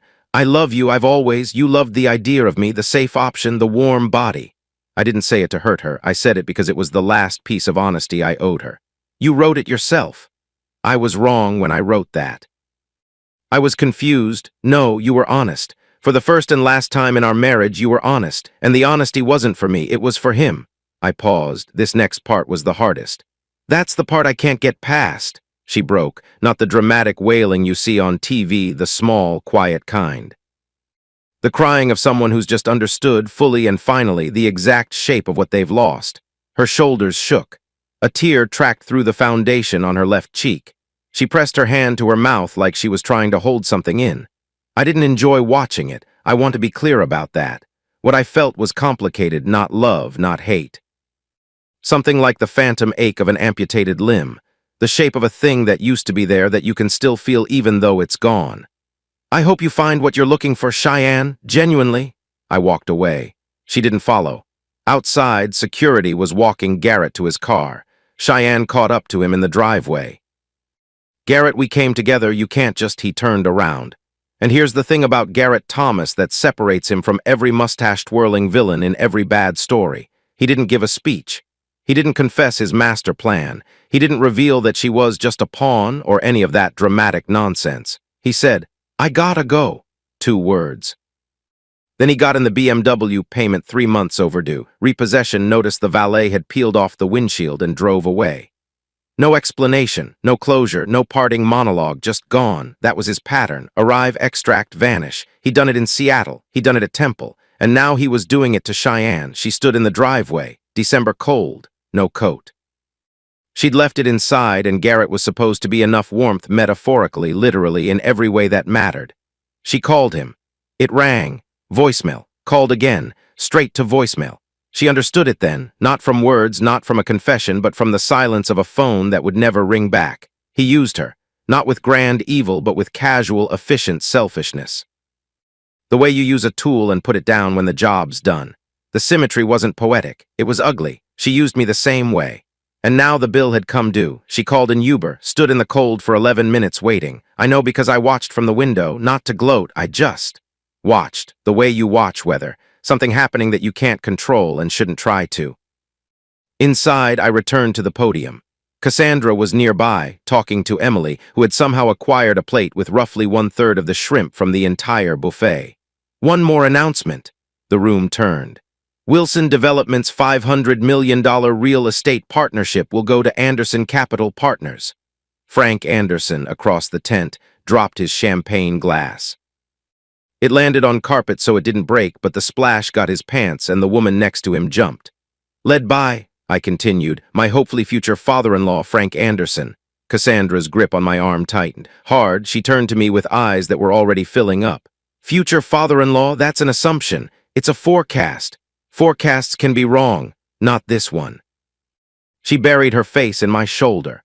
Because Cassandra Anderson ugly cries, she knows this about herself. She hates it, and she was not about to do it in front of 400 people, including 2 senators and the mayor's chief of staff. Frank Anderson crossed the room in 4 strides, which is impressive for a 60-year-old man navigating a champagne-soaked carpet. He grabbed my hand and shook it so hard something popped in my shoulder. About damn time, son. After the birthday gala, Garrett's life came apart. Not with a bang, with the quiet inevitability of a system whose every component has been failing for years and has finally run out of workarounds. His employer discovered the unauthorized bid at the charity auction. Turns out, when you use company funds to bid $700,000 on a vase you can't afford at an event attended by half the business community in Philadelphia, people notice. They terminated him within the week. The BMW got repossessed. He came outside one morning and the parking spot was empty. Just empty. The way things disappear when you stop paying for them. His landlord filed eviction papers. The credit card companies graduated from letters to phone calls to silence, which is actually worse than the phone calls because silence from a creditor means they've sent it to collections and stopped caring about a relationship. He didn't call Cheyenne, didn't call me. Didn't make threats or speeches or dramatic last stands. He just contracted, got smaller. His sister in Seattle let him sleep on her couch. He picked up warehouse shifts, night work, $17 an hour. He became exactly what he always was underneath the BMW and the fabricated LinkedIn title. A man with no foundation, living in someone else's house, working someone else's shift. I thought I'd feel satisfaction, some victory lap inside my own head. I didn't. I felt nothing, because Garrett was never the point. He was just the instrument that exposed a truth that already existed. The truth wasn't about him. It was about a marriage built on sand and a woman who married a ghost and a man, me, who spent 7 years believing the scenery was real. Meanwhile, Cheyenne was alone. The house, the one I'd given her in the settlement, leaked in 2 places. The car's transmission was slipping, making that grinding sound that mechanics love because it means expensive parts. Her retail job covered groceries and utilities and not much else. Garrett was gone. Her mother, Gloria, called from Jersey every evening saying things like, "You'll bounce back, sweetie," which is the kind of thing people say when they can't think of anything real to offer. She found my HVAC tools in the garage one afternoon, the work gloves I'd left behind, the lunch cooler I used to pack every morning. She sat on the concrete floor, the same floor where I'd sat in the dark the night Trevor flinched from my voice and opened the cooler. Inside, a note, stuck to the lid, forgotten and yellowed. "Have a great day, buddy. Dad loves you."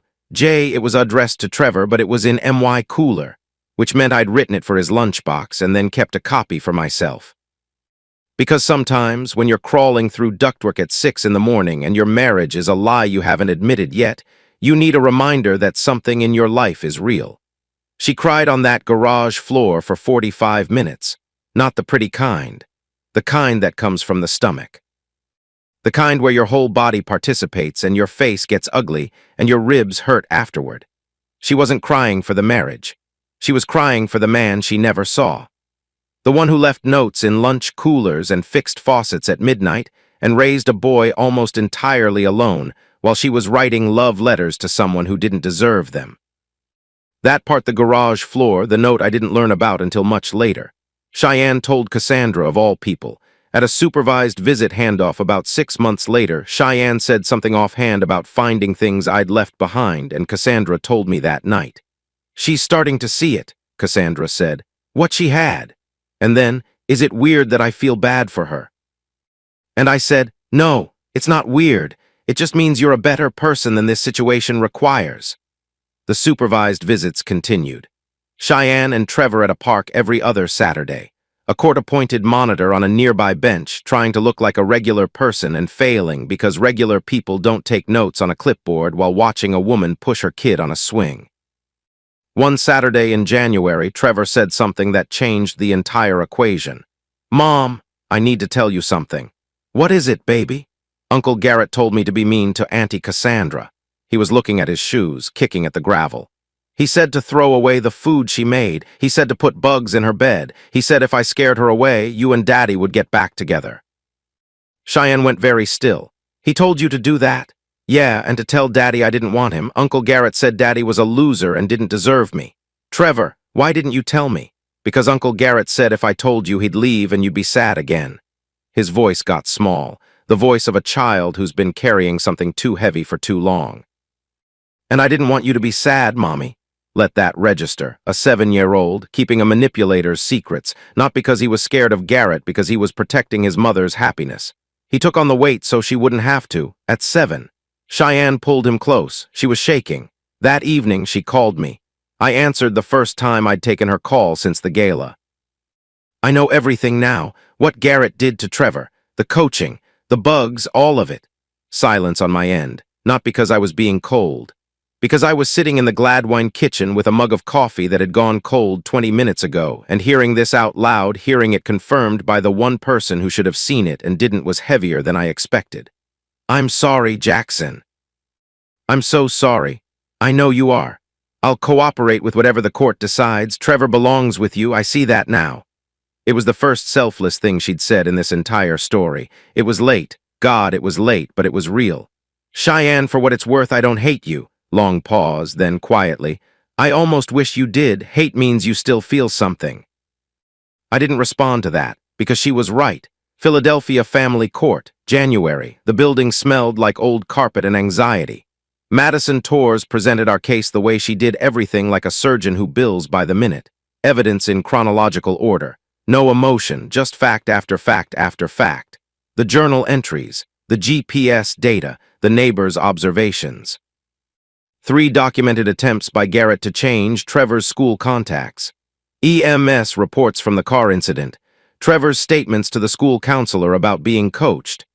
Garrett's background check, the theft, the debt, the fabricated job title, the unauthorized bid at the auction. Cheyenne's public defender, a young woman who looked like she'd been out of law school for about 15 minutes, advised her to accept Jackson's terms. Cheyenne agreed. No fight. No drama, just a nod. The judge's ruling came down before lunch, primary physical custody to me. Supervised visitation for Cheyenne every other weekend, with a pathway to unsupervised after 6 months of parenting classes and clean evaluations.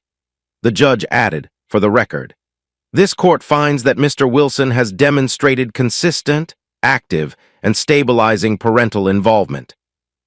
The evidence of third-party interference in the parent-child relationship is among the most troubling this court has seen." Outside, January cold. I sat on a bench near the courthouse steps. Pigeons were fighting over a pretzel in the gutter. Madison stood nearby, checking her phone. "Is it over?" "Legally, we're in the late innings, couple more procedural things, but the hard part." She looked up from her phone. "That's done." I watched the pigeons. One of them got the pretzel and the others scattered, life in miniature. "I don't feel like I won." "That's because you're a decent person. Decent people never feel like they won a custody fight. They just feel relieved it's over." She was right. I didn't feel victorious. I felt like a man who'd been underwater for a very long time and had finally surfaced and was just sitting there, breathing, not yet capable of thinking about what comes next. My first week as president of Wilson Development Group, I called a company-wide meeting. 500 employees in the main hall of the flagship building. The same building whose ventilation system I'd fixed 3 months ago from a basement crawl space. I didn't talk about myself. Didn't mention the divorce, the gala, any of it. I talked about infrastructure. About HVAC technicians and electricians and plumbers. About the people who crawl through ducts and rewire panels and fix the things nobody sees until they break. 6 months ago, I was one of you. I fixed systems in the basements of the buildings we own. And I'm telling you right now, this company runs because of what happens in those basements. Not up here. Not in boardrooms, down there, in the dark, with the dust and the copper pipes and the bad lighting. That's where the real work happens. Emily Gonzalez from the back row, mouth full of something she'd smuggled from the break room. Great speech, boss. You still owe me for the Thursday shifts. The room laughed. I smiled, first real one in months. It felt strange on my face, like a muscle I'd forgotten I had. Cheyenne saw the profile in the Philadelphia Business Journal 3 weeks after the custody ruling. A full-page feature. My photograph, the one where I'm wearing a suit and trying not to look like a man who'd rather be in coveralls next to the Wilson Development logo. She did the math. Pennsylvania Equitable Distribution. 7 years of marriage. If she'd known about the trust funds, the company, the Gladwine estate, if she'd known about any of it, the settlement would have been a very different conversation. But here's the thing about Cheyenne, and it's the thing that tells me she might actually be growing, however slowly. She stopped herself mid-calculation. She recognized the thought for what it was, the old thinking. The transactional thinking. The what can I get reflex that had steered every decision she'd made since she was 22 years old. She put the magazine down. She didn't blame me. For the first time, she turned the lens inward and kept it there. Her rebuilding wasn't pretty. It wasn't a montage with inspirational music. It was court-mandated parenting classes at a community center in Germantown. Plastic chairs. Coffee so bad it should have had a warning label. A therapist named Dr. Williams who spoke in metaphors that Cheyenne found irritating until around week 6 they started making sense. She took a second job night stocking at a warehouse. Not glamorous. Her back hurt. Her hands cracked in the cold. She came home at 4 a.m. smelling like cardboard and industrial cleaner and went to bed for 3 hours before her retail shift started. She started fixing the house herself. YouTube tutorials. The roof leak took 3 attempts. First patch held for 2 weeks, then failed. Second patch held for 10 days. Third time, she got it right, sort of, close enough that the bucket wasn't needed anymore. She started a new journal. Not letters to Garrett. Letters to Trevor. Letters she might never send. I know about these because, much later, almost a year later, she showed one to Trevor during an unsupervised visit, and Trevor brought it home and showed it to me because 7-year-olds don't understand the concept of private correspondence. It read in part, "Today I learned how to use a caulk gun. Your father would have done it in 5 minutes. It took me an hour and I got caulk in my hair. I'm going to get better at this." She wasn't redeemed. Redemption is for movies. She was just walking. 1 foot in front of the other, whether she got somewhere was up to her. Meanwhile, at Gladwine, I was building a sandbox. Not just any sandbox. A fossil dig site. Shaped like an excavation grid with buried plastic bones, Spinosaurus, obviously that you could excavate with a small brush. It was ridiculous. It took me 3 weekends, 2 trips to the hardware store, 1 argument with a bag of quickset concrete, and a phone call to Emily where she laughed at me for 11 straight minutes. Trevor watched from the porch with Lieutenant Spine while I shoveled and cursed and got concrete dust in my coffee. "Dad, do you still love Mom?" I put down the shovel, sat on the edge of the sandbox, thought for a long time. He deserved a real answer, not a fast one. "I love the person I thought she was, and I'll always love her for giving me you." But the love between your mom and me, it ran out, not because anyone is evil, just because it wasn't real in the first place. It looked like love from a certain angle, and when the angle changed, there was nothing there. Is Auntie Cassandra different? Yeah, buddy, she's different. How? Because when she looks at me, she sees me, not somebody else, just me. Is that important? It's the only thing that's important. Trevor considered this with the solemnity of a small philosopher who also had dirt on his face. Then, Auntie Cassandra says love is like dinosaurs. How so? It evolves, I laughed, genuinely. Where does she come up with this stuff? She's smart, Dad. She knows all the dinosaurs. 3 months after the custody settlement, January, Passyunk Avenue. A pizza place with paper plates, fluorescent lighting that made everyone look slightly jaundiced, and a cheese and sausage pie that was better than anything served at the Vetri-catered gala. I will die on this hill. Cassandra was across from me, pulling cheese strings off her slice and eating them separately, which is a habit I found deeply concerning and she found perfectly normal. "Can I ask you something?" She looked up, suspicious. "If this involves another fake medical emergency, I swear to God, Jackson, no emergencies, no tests, no drama." "Then ask." I reached into my jacket pocket, pulled out a small box, black velvet. There was a grease stain on the corner from where it had been sitting too close to the pizza box, because this is my life and nothing in it is ever cinematic when I need it to be. I'm not good at this. I did it once before and I got it catastrophically wrong. I married someone who was performing and I thought the performance was real. She was staring at the box, not opening it. Her hands were flat on the table. "But you..." I paused, reorganized my words. I'm not a speechmaker. I think in systems and schematics and failure points, and none of that translates to romance. "You told my mother her deviled eggs were too salty to her face at Christmas in her own kitchen. That takes more guts than anything I've ever done in business or in life." "They were too salty."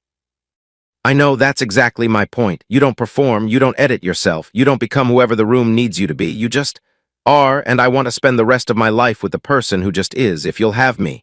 She opened the box, simple ring, single stone, understated, perfect. She put it on, it fit. "I've been waiting for this since sophomore year." "I know." "That's 10 years, Jackson." "I know that too. You're buying me better pizza than this to celebrate." "Deal." She ugly cried for approximately 90 seconds. Then she got mad at herself for ugly crying. Then she ate another slice of pizza with the ring on because Cassandra Anderson, soon to be Cassandra Wilson, has priorities. The Wilson Development Holiday Event, 2 weeks later. I stood at the podium and made 2 announcements, the wedding and the Anderson Capital Partnership. "Led by my future father-in-law," I said, "who is going to cry and pretend it's allergies." Frank Anderson, from his table, red-faced and definitely already crying. "It's allergies." Trevor, in his bow tie, stood up on his chair and announced to the room, "Auntie Cassandra is going to be my new mom. She knows Spinosaurus was semi-aquatic. Nobody knows that." "Everyone knows that, buddy." "Not everyone, Dad." Spring 2022. A vineyard 40 minutes outside Philadelphia. Not extravagant, I made sure of that. 200 guests, farm tables, string lights. Wildflower centerpieces. Cassandra picked herself at a roadside stand on Route 30 because she said florist prices were an insult to people with functioning brains. The day was warm, mid-60s. The kind of spring day that Philadelphia earns after surviving its winters. Trevor was the ring bearer. He walked the aisle like it was a military operation, back straight, eyes forward, rings balanced on the pillow with the concentration of a bomb technician. When he reached me at the front, he leaned in and whispered, "Don't mess this up. Thanks for the confidence." "You're welcome." Cassandra came down the aisle, and I forgot briefly how breathing worked. She was wearing a simple dress, no train, no veil, just her. That was the whole point, and she knew it. Emily gave the toast. She stood up with a glass of champagne and a piece of paper she'd clearly written her speech on, then immediately abandoned the paper. "I've known Jackson Wilson for 5 years. I've seen this man fix a 5-ton air conditioner in a snowstorm with duct tape and some very creative language I absolutely cannot repeat in front of Trevor. If he can do that, he can handle marriage." She paused. "Probably." The crowd laughed. Cassandra laughed. I laughed. Chase Rivera caught the bouquet. His wife photographed it. He looked directly into the camera with the expression of a man who has been married for 8 years and has no idea what to do with a bouquet of wildflowers. That photo became his profile picture for 6 months, against his will. The day before the wedding, an envelope had arrived at Gladwine. No return address. My name on the front in handwriting I'd recognize from across a room. The same handwriting from 63-word documents. The same handwriting from grocery lists she left on the counter and birthday cards she signed in a rush. I opened it alone. In Robert's study, door closed. The house was quiet. Everyone else was at the rehearsal dinner venue doing setup. I'd come back for something and found the envelope on the hall table where Jesus left the mail. I sat in the leather chair, opened it. "Jackson, I'm not writing to ask for anything, not forgiveness, Not another chance. I'm writing because I owe you the truth I couldn't give you when we were together. I read the next line slowly. You were never a stand-in. I told myself that because it was easier than facing the real problem, which was me. I married a good man and spent 7 years pretending I needed something else because I was too scared to admit I already had everything. I stopped. Read that again. Read it a third time. I'm working 2 jobs. I'm fixing the house. Some days I fix it wrong and have to redo it. The parenting classes are helping, I think. Tell Trevor I love him. Tell him I'm trying to become someone he can be proud of. And tell Cassandra she's getting the man I was too stupid to see. Cheyenne, P.S. The roof still leaks, but I'm getting better at patching it. I read it twice, folded it.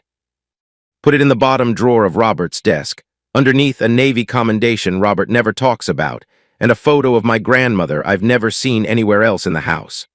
I sat still for a long time.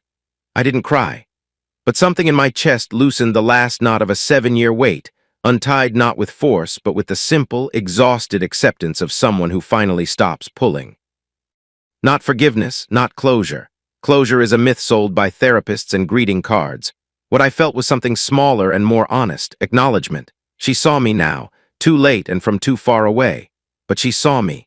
Morning of the wedding.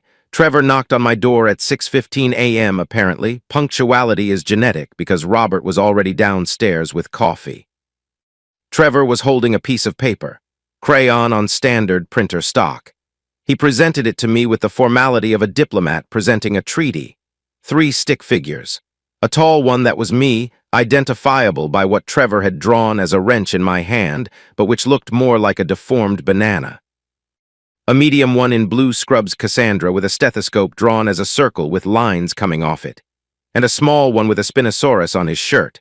Above them in wobbly capital letters. M.Y. Family. I looked at it. Felt the kind of warmth that doesn't come from heating systems. Then I noticed the 4th figure, off to the side, smaller, a woman drawn in lighter crayon. Alone but not erased, not scribbled out, not crossed through with angry lines, just there at a distance. That's Mom, Trevor said. She's not in our house, but she's still, you know, there. I looked at that drawing for a long time, at the space between the 3 figures and the one. At the choice a 7-year-old had made to include her, but separately. To acknowledge what was without pretending it was something else. Is that okay with you? He asked. Yeah, I think so, I paused. Is it okay with you? Yeah, he thought about it. She's still my mom, even if she's far away, she's still there. Yeah, buddy, she is, he nodded, satisfied. Then, can I have pancakes? It's your Auntie Cassandra's wedding day. She likes pancakes too. I asked, after the reception. After the last guest hugged us goodbye and the last song played and the catering van pulled away. After Emily danced with Chase in a way that suggested she'd had exactly 1 glass of champagne more than her limit, and after Frank Anderson cried for the 4th time and continued to insist it was seasonal allergies in May. The 3 of us in the F-150, the same truck. Same 187,000 miles. Same passenger window that doesn't roll down past halfway. The AC still doesn't work, but it's spring so it doesn't matter, and the fact that I could now buy a fleet of trucks and I'm still driving this one is either poetic or idiotic depending on who you ask. Trevor was asleep in the backseat. Bow tie loosened. Lieutenant Spine in his right fist. Captain Spine wedged under his chin. His mouth was slightly open and he was making the small, unconscious sounds of a child who has eaten too much wedding cake and will regret nothing. The Pennsylvania Turnpike. Amber street lamps sliding past. The radio was on, and here's the thing, it wasn't playing something meaningful. Not a love song, not our song. It was playing Old Town Road by Lil Nas X, because Trevor had been controlling the Bluetooth before he fell asleep, and that's what 7-year-olds play on repeat. So our post-wedding drive was soundtracked by the single most overplayed song of 2019, and neither of us changed it because our kid was sleeping and the tablet was still paired, and honestly, it was kind of perfect. Cassandra had her shoes off, feet on the dashboard. She'd untied something at the back of her dress and was eating a piece of wedding cake she'd wrapped in a napkin and hidden in my glove compartment, which is the most Cassandra thing that has ever happened. You okay? Better than okay? What are you thinking about? I thought about the birthday party, the screen, the 13-second video, the pulled pork congealing in Tupperware, the dark kitchen, the laptop password that hadn't changed, the journal entries, the gas station, the garage floor, the tire iron, the hospital hallway, the courtroom bench, the pigeons and the pretzel, the door I closed softly at 10:47 on a Wednesday night. I'm thinking about how one day can split your life in half. Everything before and everything after. And the after. Better, different, scarred, but better. Even with the scars, especially with them, they're proof you made it through. She put her hand on mine on the gear shift. I drove. The turnpike unspooled in front of us. Trevor snored softly. Old Town Road played for the 9th time. Cassandra ate cake in the dark and got frosting on the dashboard, and I didn't care. Dawn at the Gladwine estate. The morning after. I stood on the back patio with a cup of coffee. The yard stretched out in front of me, the ridiculous fossil sandbox that took 3 weekends and a bag of concrete that fought me every step. Hannah's garden, which was already coming in strong because my mother gardens the way generals wage war. The old oak tree that Trevor had been lobbying me to build a treehouse in since the day he moved here. The coffee was too hot. I burned my tongue. Typical. I'm an HVAC technician who can regulate the climate of a 12-story building, but I cannot figure out the optimal waiting time for a cup of coffee. That's just who I am. Cassandra came out through the back door in bare feet and one of my old work shirts. The one that says, Wilson Mechanical Wheel Fix Your Unit on the back. She thinks it's hilarious. I've asked her to stop wearing it roughly 40 times. She will never stop wearing it. I know this now. This is my life. Morning, Mr. CEO. Morning, Mrs. Wilson. That's going to take some getting used to. Yeah, I kind of like it though. Yeah, me too. Trevor exploded through the back door in dinosaur pajamas like a small guided missile. Dad, there's a huge bird in the yard. I think it might be a pterosaur. They've been extinct for 66 million years, buddy. You don't know that for sure. He ran into the yard, arms out, chasing a bird that was absolutely, definitively, 100% not a pterosaur. It was probably a crow. Lieutenant's spine bounced in his pajama pocket. The morning dew was soaking his socks, and he didn't care even a little bit. I watched him, my son, running through wet grass in dinosaur pajamas, chasing something impossible, completely certain he was going to catch it. I watched Cassandra lean against the doorframe with her coffee, wearing my terrible shirt, morning light catching her face in a way that made me understand, suddenly, what people mean when they talk about ordinary miracles. I spent 7 years being someone else's ghost, a placeholder in a story that was never about me. My wife wrote love letters to another man while I packed my son's lunch and fixed the leaky faucet and crawled through ventilation shafts at 4 a.m. so she'd never have to worry about a bill. I walked out of that house with a duffel bag and a plan and nothing else. And I built this. Not the estate that was always here waiting for me to stop running from it. I mean this. The morning, the kid in the yard, the woman in my terrible shirt, the coffee that burned my tongue. The ordinary, imperfect, beautifully real thing, every silent night in the garage, every lie I swallowed, every time I held my composure when I wanted to break something. Every brick I laid in that case while my hands shook. It all led here. Was it worth it? The kids chasing birds, the coffee's cooling down. The woman I love is laughing at a shirt she will never stop wearing. Yeah, it was worth it.